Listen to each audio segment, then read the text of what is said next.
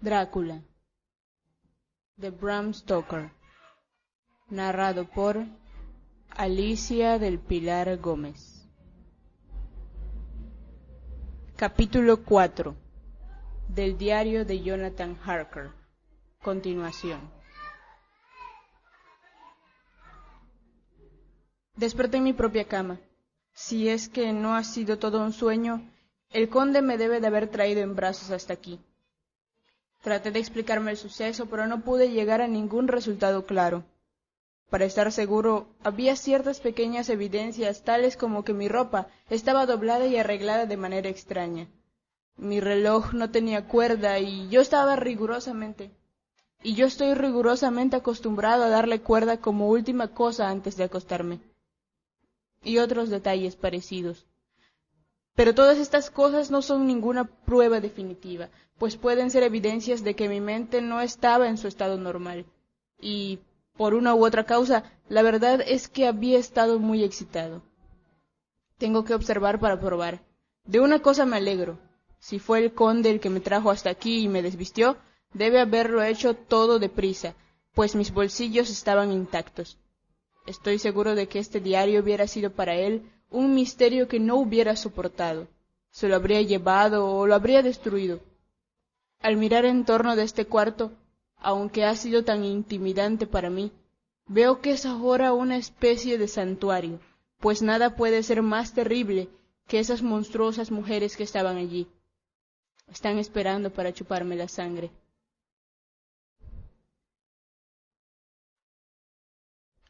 18 de mayo. He estado otra vez abajo para echar otra mirada al cuarto, aprovechando la luz del día, pues debo saber la verdad. Cuando llegué a la puerta al final de las gradas, la encontré cerrada.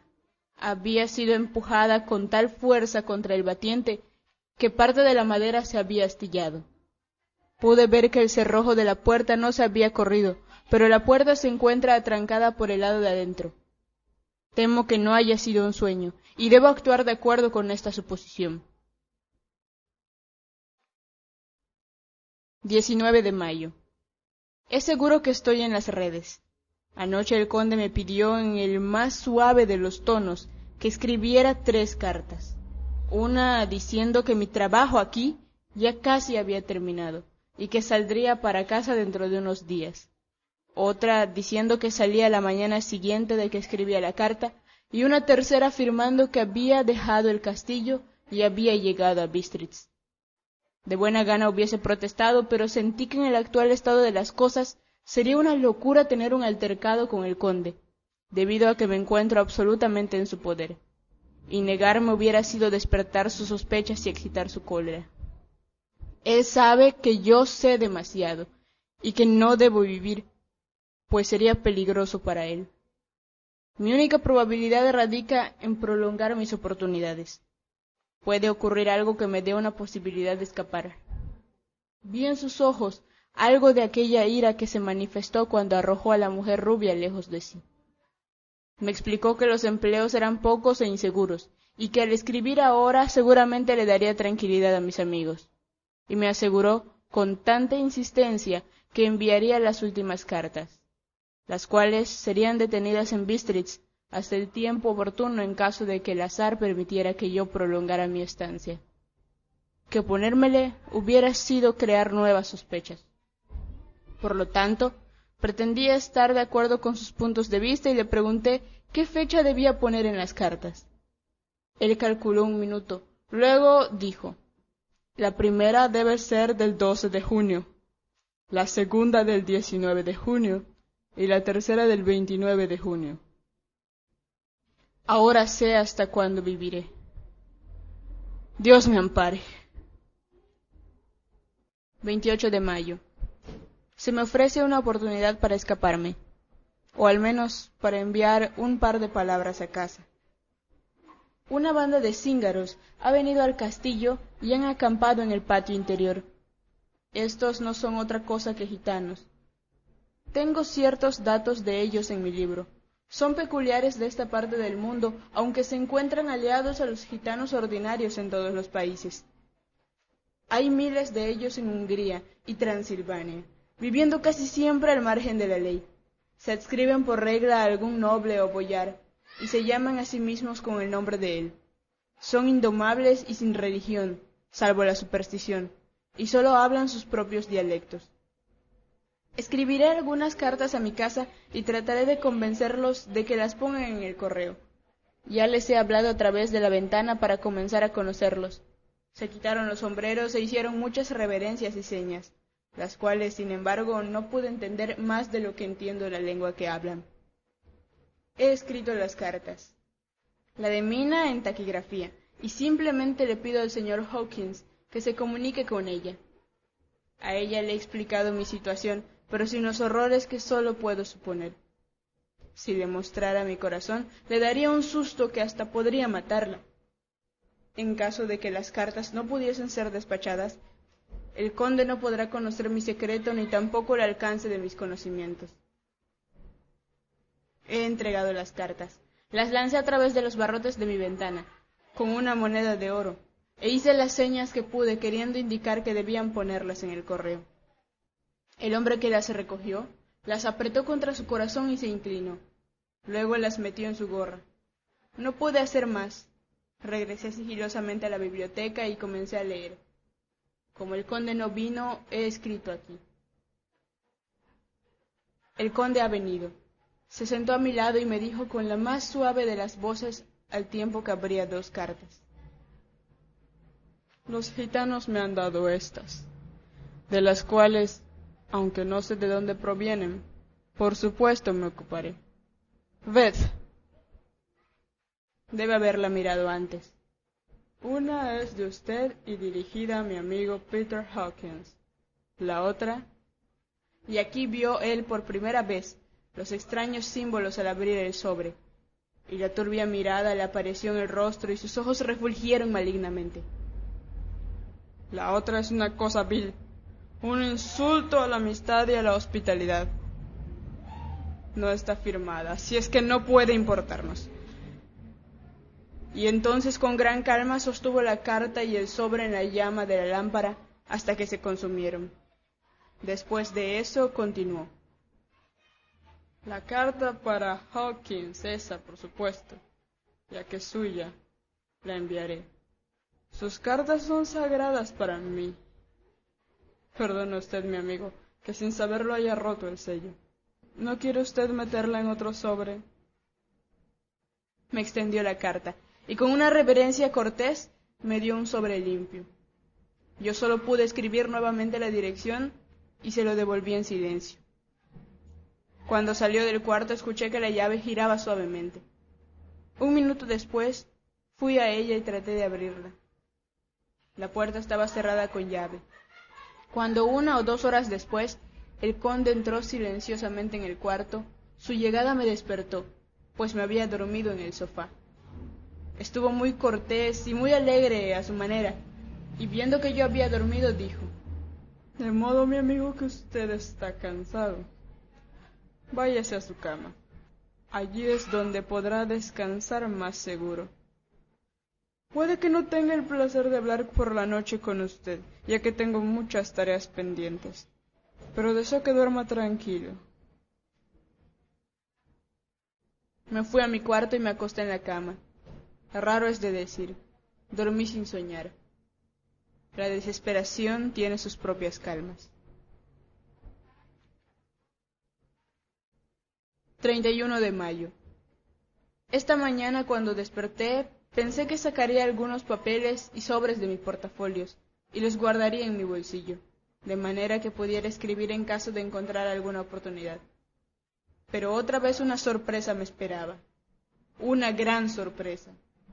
No pude encontrar ni un pedazo de papel. Todo había desaparecido, junto con mis notas, mis apuntes relativos al ferrocarril y al viaje, mis credenciales, de hecho, todo lo que me pudiera ser útil una vez que yo saliera del castillo. Me senté y reflexioné unos instantes. Entonces se me ocurrió una idea y me dirigí a buscar mi maleta ligera y el guardarropa donde había colocado mis trajes. El traje con que había hecho el viaje había desaparecido, y también mi abrigo y mi manta. No pude encontrar huellas de ellos por ningún lado. Esto me pareció una nueva villanía. 17 de junio. Esta mañana, mientras estaba sentado a la orilla de mi cama, devanándome los sesos, escuché afuera el restallido de unos látigos y el golpeteo de los cascos de unos caballos a lo largo del sendero de piedra, más allá del patio. Con alegría me dirigí rápidamente a la ventana y vi cómo entraban en el patio dos grandes diligencias, cada una de ellas tirada por 8 briosos corceles, y a la cabeza de cada una de ellas un par de eslovacos tocados con anchos sombreros, cinturones tachonados con grandes clavos, sucias pieles de cordero y altas botas. También llevaban sus largas duelas en la mano. Corrí hacia la puerta intentando descender para tratar de alcanzarlos en el corredor principal, que pensé debía estar abierto esperándolos. Una nueva sorpresa me esperaba. Mi puerta estaba atrancada por fuera. Entonces corrí hacia la ventana y les grité. Me miraron estúpidamente y señalaron hacia mí, pero en esos instantes el atamán de los gitanos salió, y viendo que señalaban hacia mi ventana dijo algo, por lo que ellos se echaron a reír. Después de eso ningún esfuerzo mío, ningún lastimero ni agonizante grito los movió a que me volvieran a ver. Resueltamente me dieron la espalda y se alejaron. Los coches contenían grandes cajas cuadradas, con agarraderas de cuerda gruesa. Evidentemente estaban vacías por la manera fácil con que los eslovacos las descargaron, y por la resonancia al arrastrarlas por el suelo. Cuando todas estuvieron descargadas y agrupadas en un montón, en una esquina del patio, los eslovacos recibieron algún dinero del gitano, y después de escupir sobre él para que les trajera suerte, cada uno se fue a su correspondiente carruaje, caminando perezosamente. Poco después escuché el restallido de sus látigos morirse en la distancia. 24 de junio, antes del amanecer. Anoche el conde me dejó muy temprano y se encerró en su propio cuarto. Tan pronto como me atreví, corrí subiendo por la escalera de caracol y miré por la ventana que da hacia el sur. Pensé que debía vigilar al conde, pues algo estaba sucediendo. Los gitanos están acampados en algún lugar del castillo y le están haciendo algún trabajo. Lo sé, porque de vez en cuando escucho a lo lejos el apagado ruido como de zapapicos y palas. Y sea lo que sea, debe ser la terminación de alguna horrenda villanía. Había estado viendo por la ventana algo menos de media hora cuando vi que algo salía de la ventana del conde. Retrocedí y observé cuidadosamente, y vi salir al hombre. Fue una sorpresa para mí descubrir que se había puesto el traje que yo había usado durante mi viaje hacia este lugar, y que de su hombro colgaba la terrible bolsa que yo había visto que las mujeres se habían llevado. No podía haber duda acerca de sus propósitos, y además con mi indumentaria. Esta es, entonces, su nueva treta diabólica. Permitirá que otros me vean, de manera que por un lado quede la evidencia de que he sido visto en los pueblos o aldeas, poniendo mis propias cartas al correo, y por el otro lado, que cualquier maldad que él pueda hacer sea atribuida por la gente de la localidad a mi persona. Me enfurece pensar que esto pueda seguir así, y mientras tanto yo permanezco encerrado aquí, como un verdadero prisionero, pero sin esa protección de la ley que es incluso el derecho y la consolación de los criminales. Pensé que podría observar el regreso del conde, y durante largo tiempo me senté tenazmente al lado de la ventana. Entonces comencé a notar que había unas pequeñas manchas de prístina belleza flotando en los rayos de la luz de la luna. Eran como las más ínfimas partículas de polvo, y giraban en torbellinos, y se agrupaban en cúmulos en forma parecida a las nebulosas. Las observé con un sentimiento de tranquilidad, y una especie de calma invadió todo mi ser. Me recliné en busca de una postura más cómoda, de manera que pudiera gozar más plenamente de aquel etéreo espectáculo. Algo me sobresaltó. Un aullido leve, melancólico, de perros en algún lugar muy lejos en el valle, ahí abajo, que estaba escondido a mis ojos. Sonó más fuertemente en los oídos, y las partículas de polvo flotante tomaron nuevas formas, como si bailasen al compás de una danza a la luz de la luna. Sentí hacer esfuerzos desesperados por despertar algún llamado de mis instintos. No, más bien era mi propia alma la que luchaba, y mi sensibilidad medio adormecida trataba de responder al llamado. Me estaban hipnotizando. El polvo bailó más rápidamente. Los rayos de la luna parecieron estremecerse al pasar cerca de mí en dirección a la oscuridad que tenía detrás. Se unieron hasta que parecieron tomar las tenues formas de unos fantasmas. Y entonces desperté completamente y en plena posesión de mis sentidos, y eché a correr gritando y huyendo del lugar. Las formas fantasmales que estaban gradualmente materializándose de los rayos de la luna eran las de aquellas 3 mujeres fantasmales a quienes me encontraba condenado. Huí y me sentí un tanto más seguro en mi propio cuarto, donde no había luz de la luna y donde la lámpara ardía brillantemente. Después de que pasaron unas cuantas horas, escuché algo moviéndose en el cuarto del conde, algo como un agudo gemido suprimido velozmente, y luego todo quedó en silencio, en un profundo y horrible silencio que me hizo estremecer. Con el corazón latiéndome desaforadamente, pulsé la puerta, pero me encontraba encerrado con llave en mi prisión, y no podía hacer nada. Me senté y me puse simplemente a llorar. Mientras estaba sentado, escuché un ruido afuera, en el patio, el agonizante grito de una mujer. Corrí a la ventana y subiéndola de golpe, espié entre los barrotes. De hecho, ahí afuera había una mujer con el pelo desgreñado, agarrándose las manos sobre su corazón como víctima de un gran infortunio. Estaba reclinada contra la esquina del zaguán. Cuando vio mi cara en la ventana, se lanzó hacia adelante y gritó con una voz cargada de amenaza: «¡Monstruo! ¡Devuélveme a mi hijo!». Cayó de rodillas y alzando los brazos gritó algunas palabras en tonos que atormentaron mi corazón. Luego se arrancó el pelo y se golpeó el pecho, y se abandonó a todas las violencias de emoción extravagante. Finalmente corrió, y aunque yo no podía verla, podía escuchar cómo golpeaba con sus desnudas manos la puerta. En algún lugar bastante arriba de mí, probablemente en la torre, escuché la voz del conde llamando en su susurro duro y metálico. Su llamado pareció ser respondido desde lejos y por todos lados por los aullidos de los lobos. Antes de que hubiesen pasado muchos minutos, una manada de ellos entró, como una presa desbordada, a través de la amplia entrada del patio. No se escucharon gritos de la mujer, y los aullidos de los lobos duraron poco tiempo. Al poco rato, se retiraron de uno en uno, todavía relamiéndose los hocicos. No sentí lástima por la mujer, pues sabía lo que le había sucedido a su hijo, y era mejor que estuviese muerta. ¿Qué haré? ¿Qué puedo hacer? ¿Cómo puedo escapar de esta horripilante noche de terror y miedo? 25 de junio, por la mañana.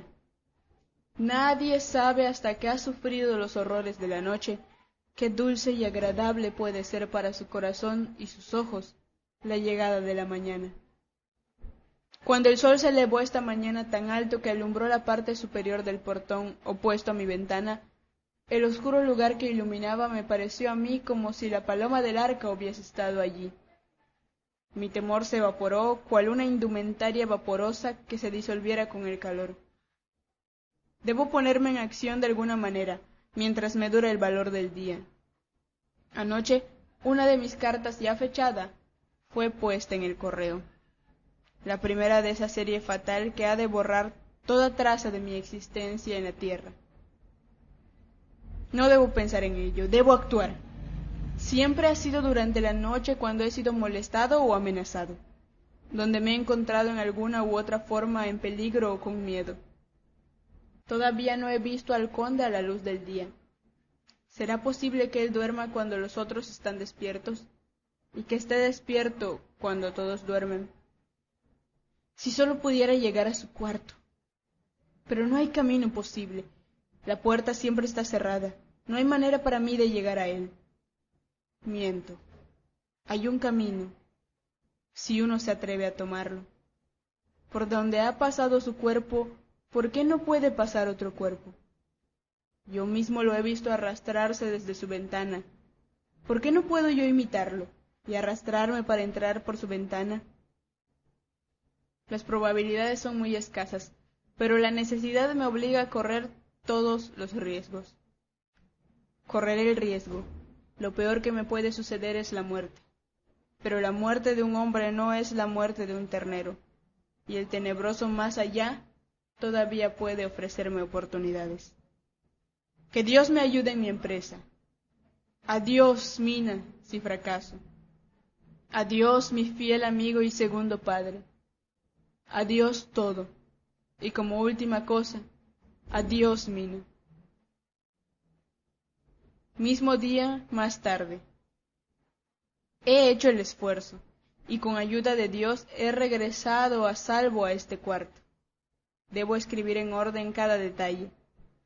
Fui mientras todavía mi valor estaba fresco, directamente a la ventana del lado sur, y salí fuera de este lado. Las piedras son grandes y están cortadas toscamente, y por el proceso del tiempo el mortero se ha desgastado. Me quité las botas y me aventuré como un desesperado. Miré una vez hacia abajo, como para asegurarme de que una repentina mirada de la horripilante profundidad no me sobrecogería.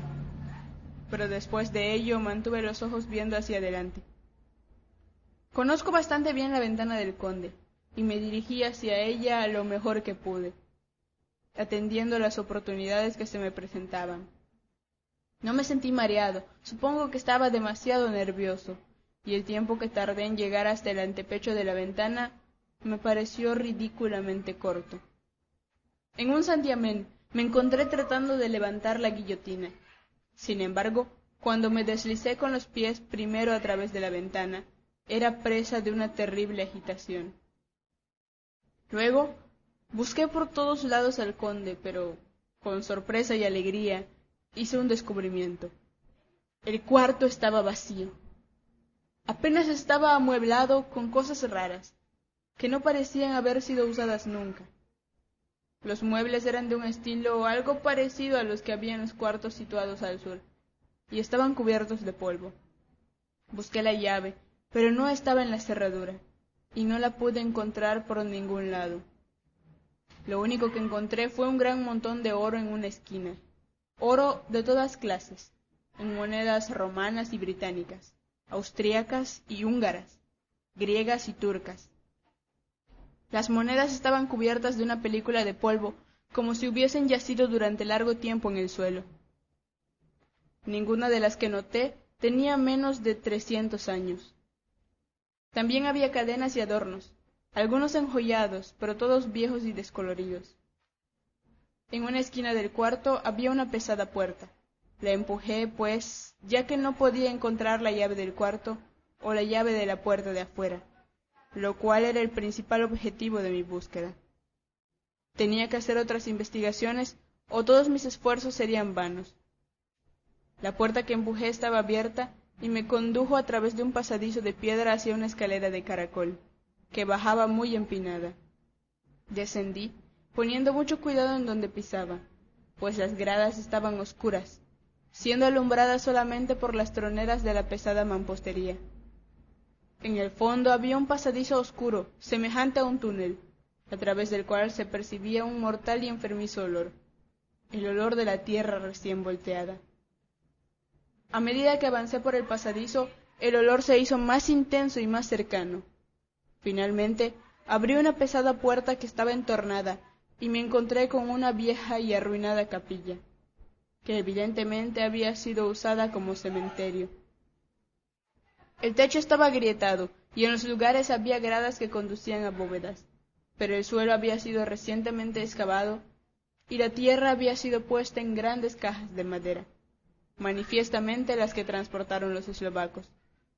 No había nadie en los alrededores, y yo hice un minucioso registro de cada pulgada de terreno. Bajé incluso a las bóvedas, donde la tenue luz luchaba con las sombras, aunque al hacerlo mi alma se llenó del más terrible terror. Fui a 2 de estas, pero no vi nada sino fragmentos de viejos féretros y montones de polvo. Sin embargo, en la tercera hice un descubrimiento. Allí, en una de las grandes cajas, de las cuales en total había 50, sobre un montón de tierra recién excavada, yacía el conde. Estaba o muerto o dormido. No pude saberlo a ciencia cierta, pues sus ojos estaban abiertos y fijos, pero con la vidriosidad de la muerte, y sus mejillas tenían el calor de la vida a pesar de su palidez. Además, sus labios estaban rojos como nunca. Pero no había ninguna señal de movimiento, ni pulso, ni respiración, ni el latido del corazón. Me incliné sobre él y traté de encontrar algún signo de vida, pero en vano. No podía haber yacido allí desde hacía mucho tiempo, pues el olor a tierra se habría disipado en pocas horas. Al lado de la caja estaba su tapa, atravesada por hoyos aquí y allá. Pensé que podía tener las llaves con él, pero cuando iba a registrarlo vi sus ojos muertos, y en ellos, a pesar de estar muertos, una mirada de tal odio, aunque inconsciente de mí o de mi presencia, que huí del lugar. Y abandonando el cuarto del conde por la ventana, me deslicé otra vez por la pared del castillo. Al llegar otra vez a mi cuarto, me tiré jadeante sobre la cama y traté de pensar.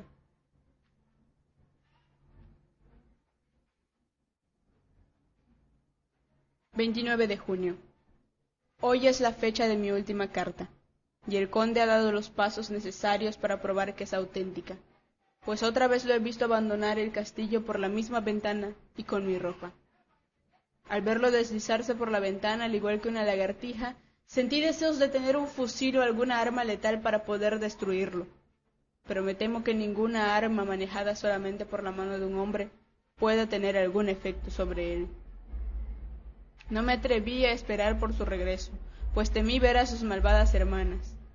Regresé a la biblioteca y leí hasta quedarme dormido. Fui despertado por el conde, quien me miró tan torvamente como puede mirar un hombre. Al tiempo que me dijo: «Mañana, mi amigo, debemos partir. Usted regresará a su bella Inglaterra. Yo a un trabajo que puede tener un fin tal que nunca nos encontremos otra vez. Su carta a casa ha sido despachada. Mañana no estaré aquí, pero todo estará listo para su viaje. En la mañana vienen los gitanos que tienen algunos trabajos propios de ellos, y también vienen los eslovacos. Cuando se hayan marchado, mi carruaje vendrá a traerlo y lo llevará hasta el desfiladero de Borgo, para encontrarse ahí con la diligencia que va de Bukovina a Bistritz. Pero tengo la esperanza de que nos volveremos a ver en el castillo de Drácula». Yo sospeché de sus palabras y determiné probar su sinceridad. Sinceridad. Parece una profanación de la palabra en conexión con un monstruo como este. De manera que le hablé sin rodeos. «¿Por qué no puedo irme hoy por la noche?» «Porque, querido señor, mi cochero y los caballos han salido en una misión». «Pero yo caminaría de buen gusto. Lo que deseo es salir de aquí cuanto antes». Él sonrió con una sonrisa tan suave, delicada y diabólica, que inmediatamente supe que había algún truco detrás de su amabilidad. Dijo: «¿Y su equipaje?» «No me importa. Puedo enviar a recogerlo después». El conde se puso de pie y dijo, con una dulce cortesía que me hizo frotar los ojos, pues parecía real: «Ustedes los ingleses tienen un dicho que es querido a mi corazón, pues su espíritu es el mismo que regula nuestros boyars.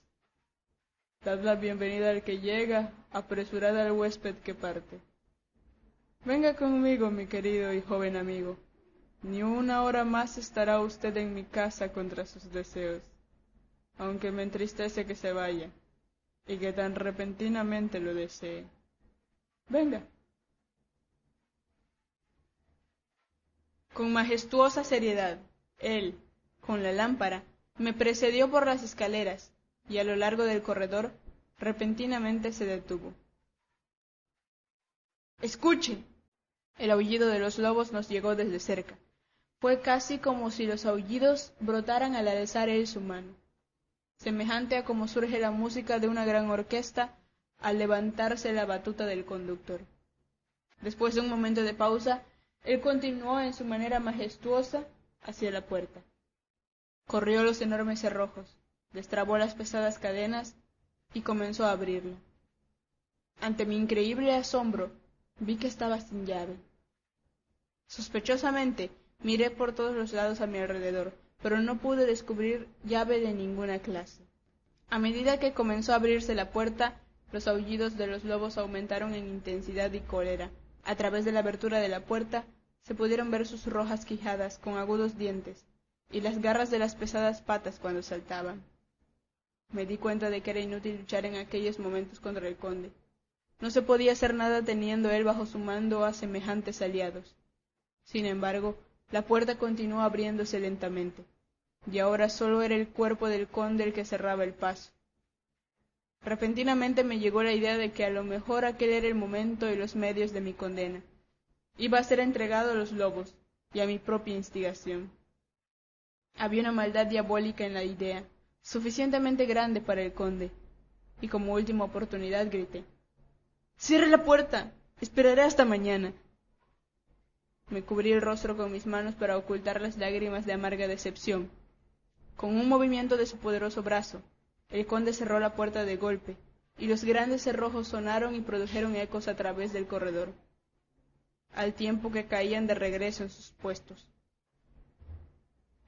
Regresamos a la biblioteca en silencio y después de 1 o 2 minutos yo me fui a mi cuarto.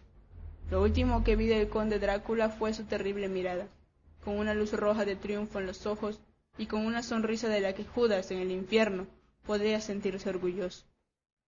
Cuando estuve en mi cuarto y me encontraba a punto de acostarme, creí escuchar unos murmullos al otro lado de mi puerta. Me acerqué a ella en silencio y escuché. A menos que mis oídos me engañaran, oí la voz del conde. «Atrás, atrás, a vuestro lugar. Todavía no ha llegado vuestra hora. Esperad, tened paciencia. Esta noche es la mía. Mañana por la noche es la vuestra». Hubo un ligero y dulce murmullo de risas, y en un exceso de furia abrí la puerta de golpe y vi allí afuera a aquellas 3 terribles mujeres lamiéndose los labios. Al aparecer yo, todas se unieron en una horrible carcajada y salieron corriendo. Regresé a mi cuarto y caí de rodillas. Está entonces tan cerca el final. Mañana, mañana, Señor, ayúdame. Y aquellos que me aman. 30 de junio, por la mañana. Estas pueden ser las últimas palabras que jamás escriba en este diario. Dormí hasta poco antes del amanecer y al despertar caí de rodillas, pues estoy determinado a que si viene la muerte, me encuentre preparado. Finalmente sentí aquel sutil cambio del aire y supe que la mañana había llegado. Luego escuché el bienvenido canto del gallo y sentí que estaba a salvo. Con alegre corazón abrí la puerta y corrí escaleras abajo, hacia el corredor. Había visto que la puerta estaba cerrada sin llave, y ahora estaba ante mí la libertad. Con manos que temblaban de ansiedad, destrabé las cadenas y corrí los pesados cerrojos, pero la puerta no se movió. La desesperación se apoderó de mí. Tiré repetidamente de la puerta y la empujé hasta que, a pesar de ser muy pesada, se sacudió en sus goznes. Pude ver que tenía pasado el pestillo. Le habían echado llave después de que yo dejé al conde. Entonces se apoderó de mí un deseo salvaje de obtener la llave a cualquier precio, y ahí mismo determiné escalar la pared y llegar otra vez al cuarto del conde. Podía matarme, pero la muerte parecía ahora el menor de todos los males. Sin perder tiempo, corrí hasta la ventana del este y me deslicé por la pared, como antes, al cuarto del conde. Estaba vacío, pero eso era lo que yo esperaba. No pude ver la llave por ningún lado, pero el montón de oro permanecía en su puesto. Pasé por la puerta en la esquina y descendí por la escalinata circular, y a lo largo del oscuro pasadizo hasta la vieja capilla. Ya sabía yo muy bien dónde encontrar al monstruo que buscaba. La gran caja estaba en el mismo lugar, recostada contra la pared, pero la tapa había sido puesta, con los clavos listos en su lugar para ser metidos, aunque todavía no se había hecho esto. Yo sabía que tenía que llegar al cuerpo para buscar la llave, de tal manera que levanté la tapa y la recliné contra la pared. Y entonces vi algo que llenó mi alma de terror. Ahí yacía el conde, pero mirándose tan joven como si hubiese sido rejuvenecido, pues su pelo blanco y sus bigotes habían cambiado a un gris oscuro. Las mejillas estaban más llenas, y la blanca piel parecía un rojo rubí debajo de ellas. La boca estaba más roja que nunca. Sobre sus labios había gotas de sangre fresca que caían en hilillos desde las esquinas de su boca, y corrían sobre su barbilla y su cuello. Hasta sus ojos profundos y centellantes parecían estar hundidos en medio de la carne hinchada, pues los párpados y las bolsas debajo de ellos estaban abotagados. Parecía como si la horrorosa criatura simplemente estuviese saciada con sangre. Yacía como una horripilante sanguijuela, exhausta por el hartazgo. Temblé al inclinarme para tocarlo, y cada sentido en mí se rebeló al contacto, pero tenía que hurgar en sus bolsillos o estaba perdido. La noche siguiente podía ver mi propio cuerpo servir de banquete de una manera similar para aquellas horrorosas tres. Caí sobre el cuerpo, pero no pude encontrar señales de la llave. Entonces me detuve y miré al conde. Había una sonrisa burlona en su rostro hinchado que pareció volverme loco. Aquel era el ser al que yo estaba ayudando a trasladarse a Londres, donde, quizá, en los siglos venideros, podría saciar su sed de sangre entre sus prolíficos millones, y crear un nuevo y siempre más amplio círculo de semidemonios para que se cebaran entre los indefensos. El mero hecho de pensar aquello me volvía loco. Sentí un terrible deseo de salvar al mundo de semejante monstruo. No tenía a mano ninguna arma letal, pero tomé la pala que los hombres habían estado usando para llenar las cajas y levantándola a lo alto, golpeé con el filo la odiosa cara. Pero al hacerlo así, la cabeza se volvió y los ojos recayeron sobre mí con todo su brillo de horrendo basilisco. Su mirada pareció paralizarme y la pala se volteó en mi mano esquivando la cara, haciendo apenas una profunda incisión sobre la frente. La pala se cayó de mis manos, sobre la caja, y al tirar yo de ella, el reborde de la hoja se trabó en la orilla de la tapa, que cayó otra vez sobre el cajón, escondiendo la horrorosa imagen de mi vista. El último vistazo que tuve fue del rostro hinchado, manchado de sangre y fijo, con una mueca de malicia que hubiese sido muy digna en el más profundo de los infiernos. Pensé y pensé cuál sería mi próximo movimiento, pero parecía que mi cerebro estaba en llamas, y esperé con una desesperación que sentía crecer por momentos. Mientras esperaba, escuché a lo lejos un canto gitano entonado por voces alegres que se acercaban, y a través del canto el sonido de las pesadas ruedas y los restellantes látigos. Los gitanos y los eslovacos, de quienes el conde había hablado, llegaban. Echando una última mirada en la caja que contenía el vil cuerpo, salí corriendo de aquel lugar y llegué hasta el cuarto del conde, determinado a salir de improviso en el instante en que la puerta se abriera. Con oídos atentos, escuché y oí abajo el chirrido de la llave en la gran cerradura y el sonido de la pesada puerta que se abría. Debe haber habido otros medios de entrada, o alguien tenía una llave para una de las puertas cerradas. Entonces llegó hasta mí el sonido de muchos pies que caminaban, muriéndose en algún pasaje que enviaba un eco retumbante. Quise dirigirme nuevamente corriendo hacia la bóveda, donde tal vez podría encontrar la nueva entrada, pero en ese momento un violento golpe de viento pareció penetrar en el cuarto, y la puerta que conducía a la escalera de caracol se cerró de un golpe tan fuerte que levantó el polvo de los dinteles. Cuando corrí a abrir la puerta, encontré que estaba herméticamente cerrada. De nuevo era prisionero, y la red de mi destino parecía irse cerrando cada vez más. Mientras escribo esto, en el pasadizo debajo de mí se escucha el sonido de muchos pies pisando y el ruido de pesos bruscamente depositados. Indudablemente las cajas con su cargamento de tierra. También se oye el sonido de un martillo. Es la caja del conde que están cerrando. Ahora puedo escuchar nuevamente los pesados pies avanzando a lo largo del corredor, con muchos otros pies inútiles siguiéndolos detrás. Se cierra la puerta. Las cadenas chocan entre sí al ser colocadas. Se oye el chirrido de la llave y se cierra. Oigo los crujidos de la cerradura y de los cerrojos. Oíd, en el patio y a lo largo del rocoso sendero van las pesadas ruedas, el chasquido de los látigos y los coros de los gitanos a medida que desaparecen en la distancia. Estoy solo en el castillo, con esas horribles mujeres. Uf. Mina es una mujer y no tiene nada en común con ellas. Estas son diablesas del Averno. No permaneceré aquí solo con ellas. Trataré de escalar la pared del castillo más lejos de lo que lo he intentado hasta ahora.